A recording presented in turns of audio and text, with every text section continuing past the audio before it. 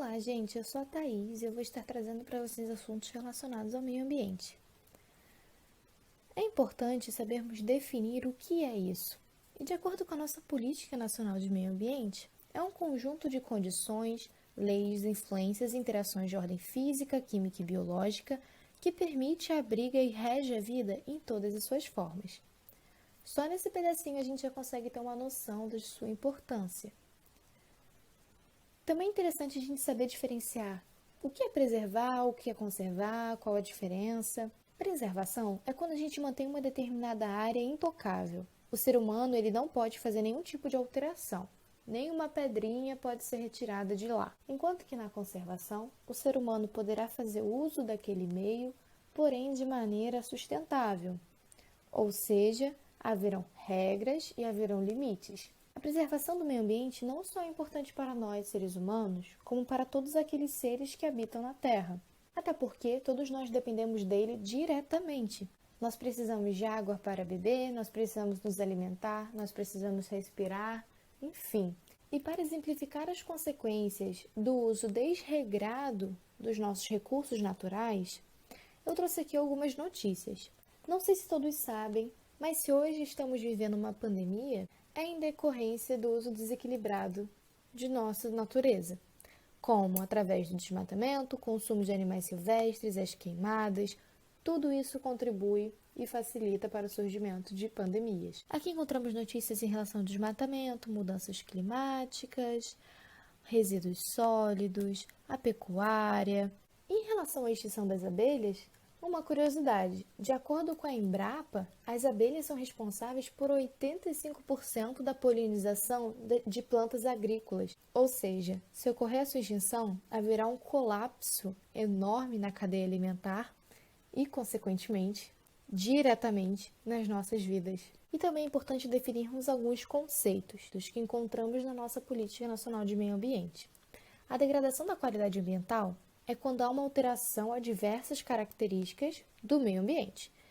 Poluição é justamente quando essa degradação é resultante de algumas atividades que vão prejudicar a saúde, a segurança e o bem-estar da população, vão criar condições a diversas atividades sociais e econômicas. Outra definição importante são dos recursos ambientais, que envolve a atmosfera, as águas interiores, superficiais, subterrâneas, os estuários, o mar territorial, o solo, o subsolo, os elementos da biosfera, a fauna e a flora. Em um breve contexto histórico, é importante sabermos que o avanço tecnológico proporcionou uma enorme evolução na modernidade, porém, também trouxe problemas relacionados à degradação do meio ambiente. Com o crescimento da população mundial, você vai ter uma demanda maior do uso dos recursos naturais, certo? E, consequentemente, vai haver uma maior quantidade de poluição, principalmente pela falta de planejamento urbano e ambiental. A indústria do consumo, ela joga uma carga muito grande no meio ambiente, que é impossível de suportar, pois, além da exploração dos recursos, ainda há grande produção de resíduos. Ou seja, você usa muito do meio ambiente em pouco tempo e não dá tempo daquele meio se recuperar.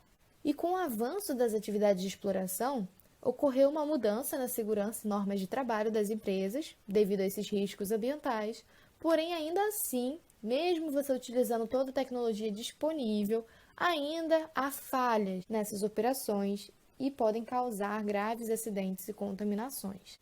Então, iremos falar agora sobre os tipos de poluição, começando com a poluição do solo. O solo, ele é o substrato terrestre que contém matéria orgânica e é capaz de sustentar plantas e vegetais sobre si. E a poluição, como visto anteriormente, é quando a gente quebra o ritmo natural daquele local, o que pode oferecer riscos ao homem e ao meio, levando em conta não só as consequências imediatas, como as de longo prazo.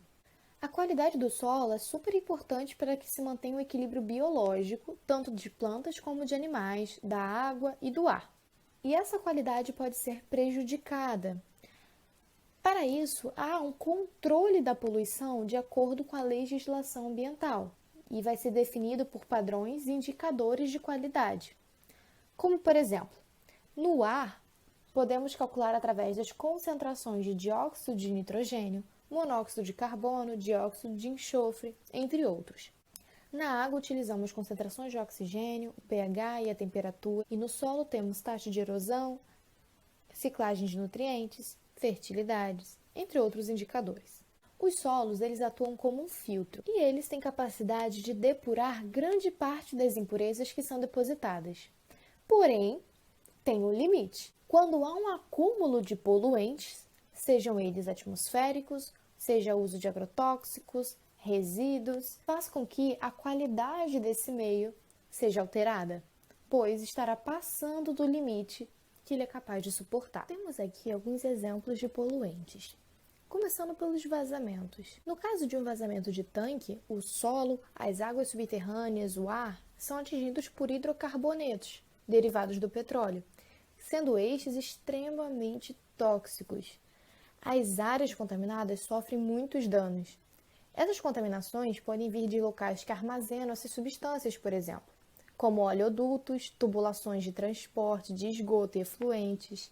E apesar do avanço que nós temos nos cuidados para transporte e armazenamento, ainda assim ocorrem acidentes. Os poços de produção de petróleo, quando eles são mal gerenciados, são muito prejudiciais ao ambiente e à saúde pela contaminação após o vazamento. E por percolação, atingem o lençol freático, degradando o ambiente aquático e causando risco à população. Através dos resíduos sólidos, os lixos, por exemplo, depositados em lixões, nos aterros controlados, nos tanques de armazenamento, possuem um potencial de poluição microbiológica por metais, hidrocarbonetos e orgânica. A ausência de um gerenciamento dos resíduos no tratamento do lixo pode contaminar com chorume, necrochorume, através de cadáveres, gases originados pela falta de drenagem do solo. Tudo isso causa uma degradação social, sanitária, ambiental, econômica e política. A questão dos resíduos sólidos requer uma atenção muito grande do poder público. É necessário monitoramento e gestão integrada do lixo, sendo os aterros sanitários até então a melhor forma de tratamento. Outra fonte de contaminação pode ocorrer através da fertirrigação, caso não haja um planejamento adequado dos fertilizantes, principalmente na agricultura, onde há uma grande quantidade de nutrientes como o fósforo e o nitrogênio. Em alguns casos, é comum a reutilização da água do esgoto, que é rica em matéria orgânica, porém, deve ser feita de maneira planejada e controlada. O uso e descarte das embalagens dos agrotóxicos também é um outro problema. Ele pode causar acumulação de substâncias tóxicas, interferindo na saúde, e também pode conter resíduos que podem contaminar o meio natural. E por isso, a legislação deve ser cumprida. A contaminação por meio dos agrotóxicos não se limita apenas à degradação do solo, em que houve aquela aplicação, mas todo o ecossistema que está inserido, pois a substância chega até o lençol freático, que leva para os mananciais hídricos, bacias hidrográficas, contaminando-os igualmente. E, por fim, temos o esgoto doméstico e industrial.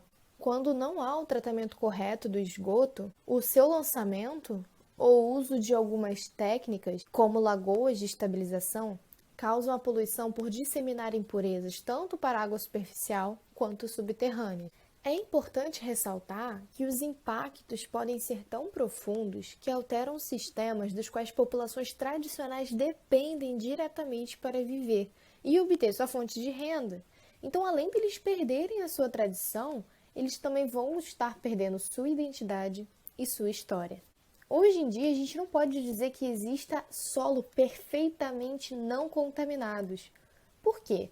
Pois as áreas contaminadas podem ser de fontes locais ou difusas, atingindo distâncias consideráveis, pois os contaminantes eles se mobilizam, pois há interação com o solo.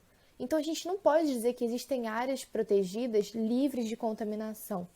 Como assim? Uma alteração que você faz em um determinado local na natureza nunca vai afetar aquilo ali de forma isolada. Por exemplo, você despejou um poluente no solo. Aquele poluente, ele chega até o lençol freático e do lençol freático ele atinge toda uma bacia hidrográfica, como já até foi falado anteriormente. E essa bacia hidrográfica ocupa um grande território. Inclusive, em áreas de preservação permanente, que são áreas que o ser humano não pode tocar nem interferir, ainda assim não podem ser consideradas como 100% livre de qualquer tipo de contaminação. Pois, como foi dito, elas podem ser atingidas por atividades feitas em um outro local. Por isso, é muito importante termos essa noção de amplitude do meio ambiente. Para considerarmos uma área como contaminada, é depois que for comprovada sua poluição por meio de saída de substâncias que há nelas. E essas substâncias, claro, que geram danos ambientais. E não existem dados do território nacional quanto ao número de áreas contaminadas, o que deixa muita dúvida em relação à quantidade real dessas áreas no nosso país. Mas eu trouxe aqui alguns mapas para termos um pouco de noção. Primeiro aqui de Minas Gerais, em 2018. Temos aqui a legenda com áreas que foram contaminadas sobre intervenção, área que está sendo reabilitada, área em processo de monitoramento e área que ainda está sendo investigada. Lembrando que tudo isso é um cálculo de 2018, ou seja, naquele ano, olha o número de áreas que foram observadas como contaminadas. Aqui temos as áreas contaminadas do estado de São Paulo em 2018 e conseguimos também ver quais atividades estão interferindo nisso. Nota-se que a maior parte é através de postos de combustíveis. Um exemplo na nossa região costeira aqui do Brasil, que é um local sob muita pressão antrópica por conta da indústria, do turismo mal planejado e da especulação imobiliária. Tudo isso contribui para o lançamento de efluentes, para desmatamento, contaminação e toda poluição fora do limite determinado pela legislação gera contaminação e danos aos seres vivos e por isso que o licenciamento ambiental, estudo de impacto ambiental e o relatório de impacto ambiental, dentre outras exigências da Constituição Federal, devem ser cumpridas pela empresa e sociedade. O Brasil não possui uma lei em âmbito federal que seja eficaz para áreas contaminadas. Dessa forma, as áreas naturais se encontram muito desprotegidas do despejo de poluentes pelas empresas, principalmente de petróleo. Além disso, muitas empresas não são cobradas pela justiça justamente porque o dano não se manifesta de imediato, e com isso continuam poluindo sem medidas compensatórias ou mitigadoras. E cada etapa do processo de produção é perigosa e há riscos. Então, mesmo que há um investimento em segurança e tecnologia, ainda assim não retira a possibilidade de ocorrer algum dano. Nota-se que o número de áreas contaminadas no Brasil é alto e a população vive em condições de risco. Nisso, a dificuldade de gerenciar se encontra na falta de legislação específica que vise áreas contaminadas e sua descontaminação, e também a falta de fiscalização de todos esses potenciais poluidores. Dentre as medidas de controle e recuperação do solo, nós temos por destaque o licenciamento ambiental, o controle do uso de fertilizantes, trocando produto químico por adubo orgânico, o uso de métodos de descontaminação de solo, através da biorremediação, reatores biológicos, lavagem do solo, injeção de ar, a gestão integrada dos resíduos sólidos, evitando lixões a céu aberto, o controle da aplicação de agrotóxicos e controle biológico de pragas, aterros sanitários afastados de recursos hídricos, para impedir a contaminação de líquidos no solo, como chorume, os sistemas de tratamento de esgoto com controle de infiltração no solo, dejetos tratados por sistemas sanitários, para evitar a contaminação por micro-organismos patogênicos. A contaminação do solo ela ocorre quando há uma substância estranha à sua composição, podendo ter diversas causas e consequências daqueles que dependem do solo, seja para subsistência, agronegócio ou simplesmente para viver. Não se trata apenas de uma coisa inconveniente, mas é um problema que pode ser letal, caso haja uma intoxicação de uma população por resíduo tóxico ou radioativo, por exemplo. Por conta disso tudo, o descarte incorreto dos resíduos de qualquer natureza sem fiscalização é ilegal, pois até mesmo a matéria orgânica mais simples precisa ser depositada em um local que trate seu produto, que é o chorume. E embora haja um tratamento para a recuperação do solo contaminado, a gente não pode negar que a prevenção é o caminho mais aconselhável, a fim de evitar consequências ainda mais graves.